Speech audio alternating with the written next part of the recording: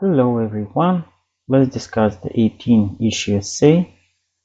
Write a response in which you discuss the extent to which you agree or disagree with the statement and explain your reasoning for the position you take. In developing and supporting your position, you should consider ways in which the statement might or might not hold true, and explain how these considerations shape your position.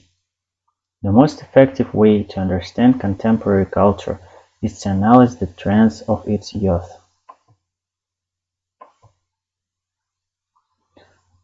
The term culture is very complex and includes many various aspects such as fashion, music, art, traditions, customs, etc.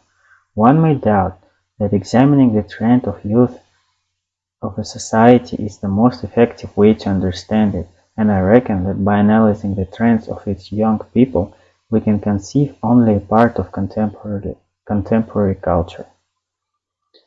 So what we can say against our position? First of all, the young generation is open-minded and therefore easily influenced by trends and popular culture. For example, many young people around 10 years ago were keen on emo subculture, which emphasizes strong emotional expressions, black and pink haircuts, and style of clothing. Even though this trend was quite popular among the youth around the world, it did not reflect the contemporary culture, because emo subculture did not become the essential part of the culture. At this time, wide interest in rock music in the 60s had a strong impact on the contemporary culture. For instance, nowadays rock music still remains one of the most popular music genres. Thus, young generations have many different passions, and only some parts of them will eventually contribute to the contemporary culture. Secondly, the crucial point is a type of society that one is considering by examining trends of its youth. For example, there are open societies that change their cultures all the time. Mostly these are the Western countries. As cultures in such societies modify quickly, we can rely on trends of their youth as the best way to understand societies, because young generation would probably contribute to the contemporary culture. On the contrary, there are also societies where traditions and customs are very strict.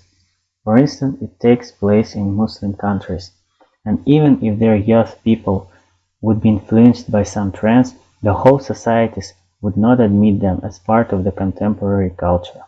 Therefore, before analyzing the contemporary culture of a society, one should take into account the type of this society.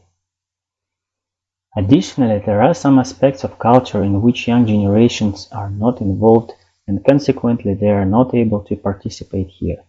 In this case, it's essential to consider other generations while analyzing the contemporary culture of society.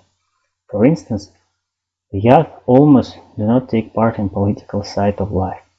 Thus, in order to understand the whole contemporary culture of society, it's important to analyze not only trends of its youth, but also its other generations, because there are areas in which the youth are not involved.